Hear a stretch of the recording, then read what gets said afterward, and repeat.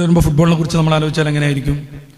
ഒരു physical training എന്ന രീതിയിൽ അവിടത്ത് മറച്ച് നിസ്കാരത്തിനോ മറ്റോ തടസ്സമില്ലാത്ത വിധം അത്തരം കളികളിൽ ഏർപ്പെടുന്നത് ഞാൻ നേരത്തെ പറഞ്ഞതുപോലെ ഉപകാരമുള്ള ഒരു പ്രവൃത്തിയാവാനാണ് സാധ്യത. നേരെ മറിച്ച് മതപരമായി വിരുദ്ധമായ കാര്യങ്ങളിലേക്ക് നമ്മൾ ഇതിനെ കൊണ്ടുപോയാലോ അത് ഇപ്പറഞ്ഞതുപോലെ വലിയ ഉപദ്രവമായിട്ട് മാറുകയും ചെയ്യും.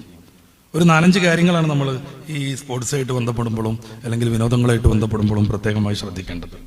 ഒന്ന്, നമ്മുടെ സമയം പാഴാക്കിക്കൊണ്ടിരിക്കുമ്പോൾ അത് വാജിബായ കാര്യങ്ങളിൽ നിന്ന് നമ്മളെ തടയാൻ പാടില്ല.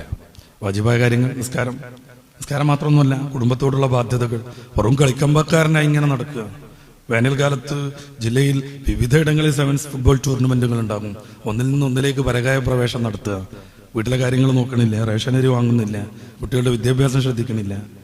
ഇങ്ങനെ കളിക്കമ്പക്കാരൻ എന്ന് പറയുന്ന പ്രാന്തനായി മാറാൻ പാടില്ല.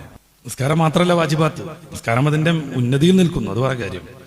മാതാപിതാക്കളോടുള്ള ബാധ്യത, മക്കളോടുള്ള ബാധ്യത, ഭാര്യയോടുള്ള ബാധ്യത, ഇതൊക്കെ തടസ്സമാവാത്ത വിധം പന്തുകളി പോലെയുള്ള വിനോദങ്ങളിൽ ഏർപ്പെട്ടാൽ തകരാറില്ല.